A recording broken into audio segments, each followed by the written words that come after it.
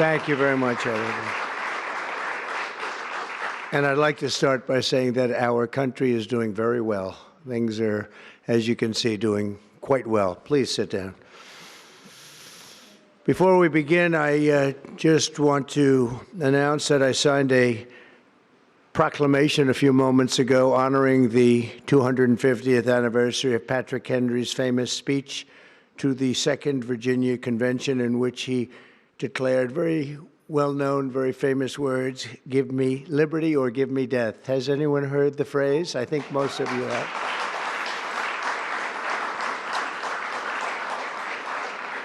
And moments ago, I also signed an executive order to dramatically increase production of critical minerals and rare earths. It's a big thing in this country, and as you know, we're also signing agreements in various locations to unlock rare earths and minerals and lots of other things all over the world, but in particular Ukraine. We're doing very well with regard to Ukraine and Russia, and one of the things we are doing is signing a deal very shortly with respect to rare earths with Ukraine, which they have tremendous value in rare earth, and we appreciate that.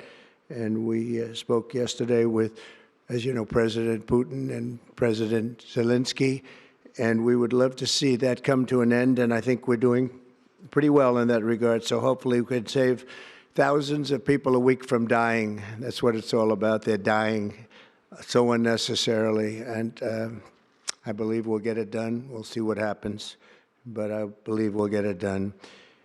Today we take a very historic action that was 45 years in the making. In a few moments, I will sign an executive order to begin eliminating the Federal Department of Education once and for all.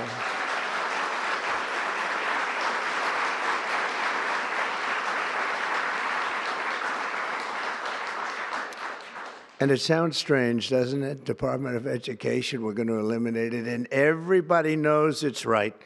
And the Democrats know it's right, and I hope they're going to be voting for it, because ultimately it may come before them, but everybody knows it's right, and we have to get our children educated. We're not doing well with the world of education in this country, and we haven't for a long time.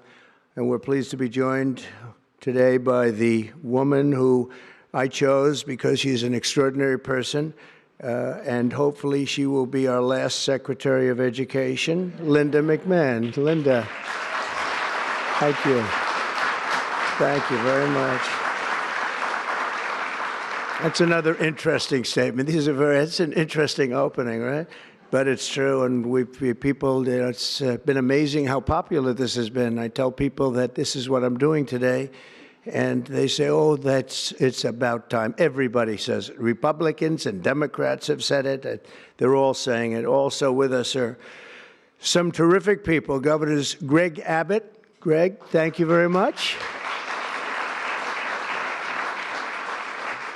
Governor Ron DeSantis, thank you very much, Ron. Mike Braun, congratulations on your victory, Mike. That was a big one. Mike DeWine, thank you very much, Mike. Jeff Landry. Jeff, thank you very much, Jeff. Bill Lee, thank you. Governors, all governors. Brad Little. Brad, thank you very much. Where are you, Brad? Hi, Brad. Jim Pilan, thank you very much, Jim. And Kim Reynolds.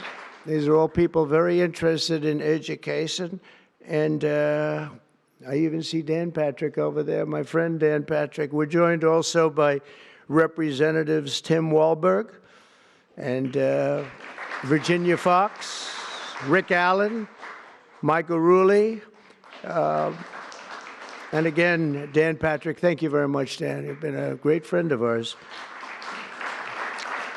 And State Attorneys General Ken Paxton. Ken, I see you there. Andrew Bailey. Andrew, what a job you've done, Andrew. You have some good cases going. You've done a great job. Thank you very much. And co-founder of Moms for Liberty, Tiffany Justice. She's been a hard worker. Thank you. Thank you, Tiffany.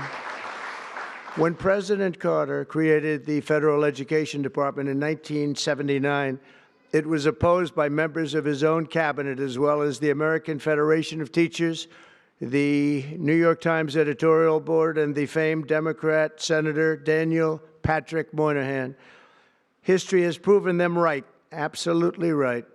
After 45 years, the United States spends more money on education by far than any other country, and spends likewise by far more money per pupil than any country, and it's not even close. But yet we rank near the bottom of the list in terms of success. It's an amazing stat. Those are two stats you don't want: the most money spent per pupil, and you're at the bottom of the list. And that's where we are, like it or not, and we've been there for a long time. 70% of 8th graders are not proficient in either reading or in math, 70%. 40% of 4th graders lack even basic reading skills, can't read. Students in our public elementary and middle schools score worse in reading today than when the department opened, by a lot. In Baltimore, 40% of the high schools have 0 students who can do basic mathematics. Not even the very simplest of mathematics. I said, give me your definition of basic, and they're talking about like adding a few numbers together. Despite these breathtaking failures, the department's discretionary budget has exploded by 600% in a very short period of time, and it employs bureaucrats in buildings all over Washington, D.C. And as a former real estate person, I will tell you, I ride through the streets of Washington, and it says Department of Education, Department of Education. I said, how do you fill those buildings? It's crazy what's happened over the years.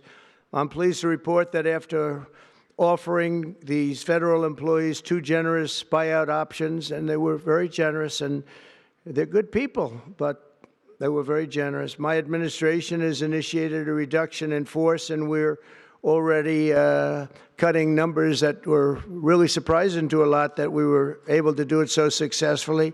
And we've cut the number of bureaucrats in half. 50% have taken office, which is great.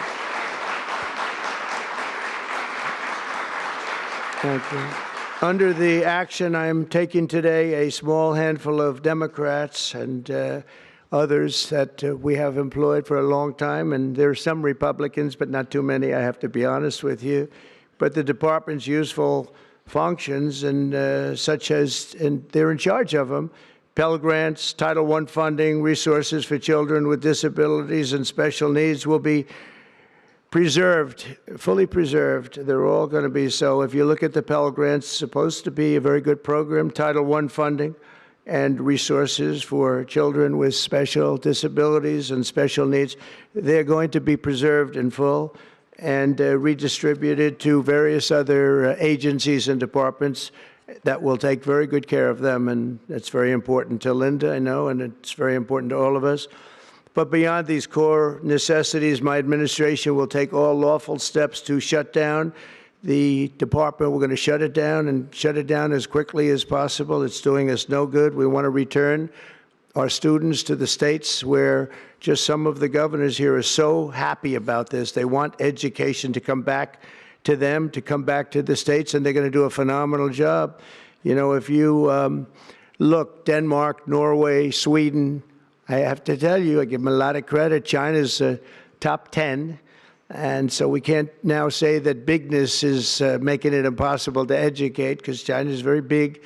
But you have countries that do a very good job in education. And I really believe, like some of the governors here today, from states that run very, very well, including a big state like Texas, but states that run very well are going to have education that will be as good as Norway, Denmark, Sweden, and those top, Finland, those top countries that do so well with education. I think they'll do every bit as well. And what do you think about that, Governor? Do you agree? I think so. Ron, do you agree? I think so. Florida? Iowa? That's right. I really believe that. They'll be as good as any of them. And then you'll have some laggards, and we'll work with them. And we can all tell you who the laggards will be right now, probably, but let's not get into that. but we'll work with them, and we're going to make them, they'll do a job. I think they'll do a job, and they'll go to sections of the state. For instance, New York, you'll have a Manhattan, and you'll have a Suffolk County, and you'll have Nassau County, and you'll have Westchester County. You'll do 4 or 5 or 6 of them. You have upstate New York, and those counties, I think, are going to do very well. And I think ultimately Manhattan should do very well. But we'll break it down into sections, and I think it'll be really, really good. And they're going to be probably the tougher ones, but I think they have a chance to do really well. But we're going to be returning education very simply back to the states where it belongs, and this is a very popular thing to do, but much more importantly, it's a common sense thing to do, and it's going to work. Absolutely, it's going to work, and I can tell you from dealing with the governors and others in the state, they want it so badly. They want to take their children back and really teach their children individually. Probably the cost will be half, and the education will be maybe many, many times better. So we look forward to this. I want to just make one little personal statement. Teachers, to me, are among the most important people in this country, and we're going to take care of our teachers. And I don't care if they're in the union or not in the union. That doesn't matter.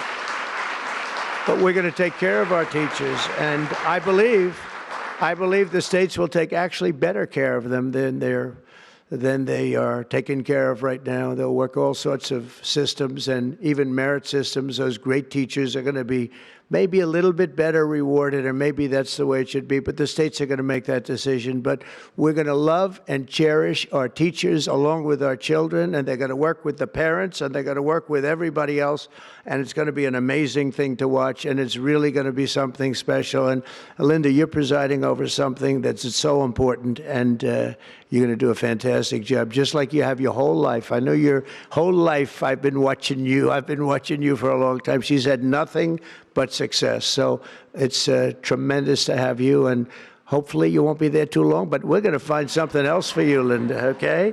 So this will conclude what we are talking about with respect to our most cherished group of people, and that's our children. We want to have our children well educated. We want them to love going to school. We have examples of it. Look at those beautiful, bright-eyed faces. They are so smart. They're so smart.